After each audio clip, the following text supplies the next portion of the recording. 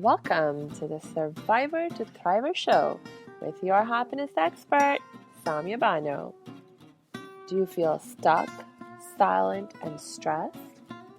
Is something hurting your heart and soul? Are you burning yourself out?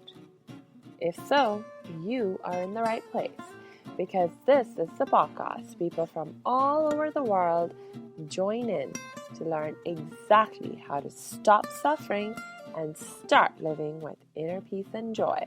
Let's get started. Hey, welcome back to the Survivor to Thriver show. Last episode, I raised the question of how can you make it easier on yourself when you need to face your fears. Act in spite of your fears. Act with more faith, with more trust, more courage. What can you do to make that process easier on yourself? Because look, the fear is going to stay in our lives. It's just part of the human experience. And there are going to be times also in our lives, especially if we make the commitment to live with excellence, to strive to be the best we can be, to achieve our full potential. There are going to be times when we will be required to take action that forces us to step outside of our comfort zone, that forces us to do something that is scary, that we require faith and trust and courage to step into and make happen. But if the challenge is too overwhelming, if it feels too huge, we're not going to be able to motivate ourselves to take action, right? So we need to have the right level of challenge. And what is the right level of challenge? Well, really, it's a sort of mindset game. Because what the right level of challenge is really a very subjective perception and evaluation. It's a very subjective thing. See, no one else can tell you what the right level of challenge is for you. If I know you really, really well, I may be able to make some really good guesses. But ultimately, only you can decide for yourself what the right level of challenge is for you. And you will make that decision based on what you believe about what you're capable of and what you're not capable of, and the thoughts that result because of your beliefs. Because remember that causal chain that leads to the results in our life. It starts on the one end with our beliefs. Our beliefs have a causal impact on what we think. What we think has a causal impact on the way we feel, and the way we feel has a causal impact on the way we act, and the way we act has a causal impact on the results that emerge in our life. So what you believe you're capable of is really what will ultimately determine what action you are and are not able to take. But remember, here's the good news, that we can learn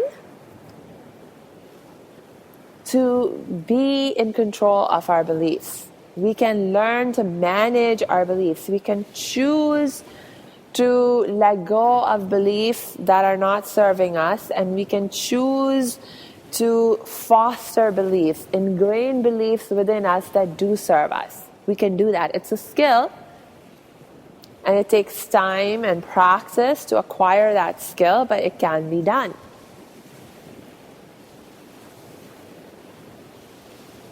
It can be done. I'm working on it myself, right? There are so many new beliefs that I've created for myself over the last so many years of my life.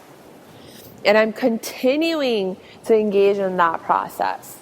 In fact, one of the reasons why we are having this discussion right now is because I'm going through another growth spurt that is challenging me to push myself, to expand my boundaries, to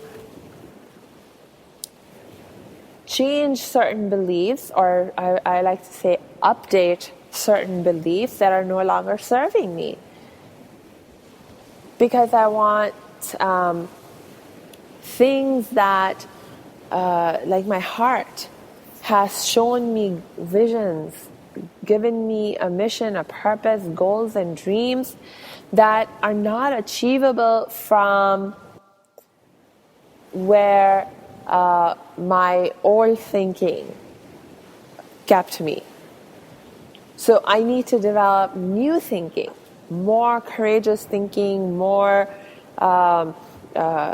thinking that where I'm able to tap into even deeper levels of faith and trust and courage, right? So this is a process that I'm working on myself.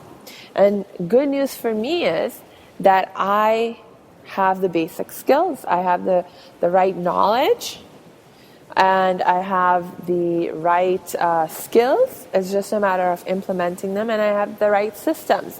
I know what needs to be done. I just have to do it. But it's still scary, right? So here we are reflecting on what can we do to manage our fears so that our fears don't manage us. Because we all need reminders. We all need reminders. You know, a lot of times when we are faced with these kinds of questions, or when we are listening to someone else talk on these issues, the thought very often will come to our minds that I already know this. I already know this. And then the moment we have that thought, there's something that turns off within us, within our minds, that makes us less attentive to that moment and takes us away somewhere, probably either in our past or worries about the future. And that's not helpful. See, because when you have that thought of, I already know this, you need to respond to it with the question and sincerely answer to yourself these questions, okay? So if you know this, what are you doing about it? Are you actually applying this knowledge? Are you actually applying this learning? And if you are applying this knowledge and learning, then why are you still stuck with the problem that you're stuck with? And in most cases, when we honestly answer this question, we realize that, I know this, but I've not been applying it. I've not been applying it. So let me take this opportunity, right, to remind myself of this lesson and allow it to encourage me and motivate me to actually apply this learning into my life now in this moment. So we all need reminders, and let's be grateful that life continues to give us reminder after reminder after reminder of what we need to be reminded of. So I'm grateful that I get to have this opportunity to remind myself and you of what we need to better manage our fears. And the very first thing that I want to remind us of is that we need help and support. We need to have a team around us to help us get through our tough and challenging times. it is not wise to struggle on our own at times like this.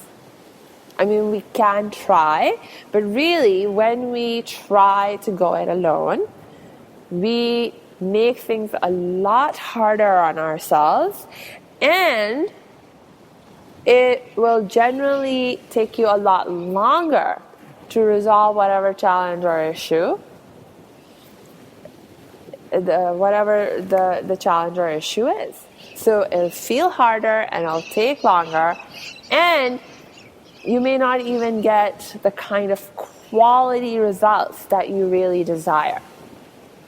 But when you tap into help and support, systems of help and support, when you have an effective team around you, and this is a very key word over here, an effective team, then things become so much easier. Problems get solved quicker, more effectively, more efficiently, and everything just feels so much better, so much easier, so much happier, right? So the thing is, over here, really, what we need more reminders around is, or maybe what we really need beyond the reminder of we need a team, is a reflection on, well, what makes an effective team? What makes an effective team, right? Because we have all had experiences in our lives where we have reached out for help and support, and it has backfired on us very, very badly. Because the people that we reached out to, not only did they not help us, but they actually hurt us even more. And that is a risk. That when we reach out for help and support, that is a risk that can happen. But we cannot let that possibility, or the fear of that possibility, stop us from seeking out help and support. It's like if we go to one source, it doesn't work. If those people do not turn out to be the appropriate people, then we need to move on and ask someone else, look somewhere else.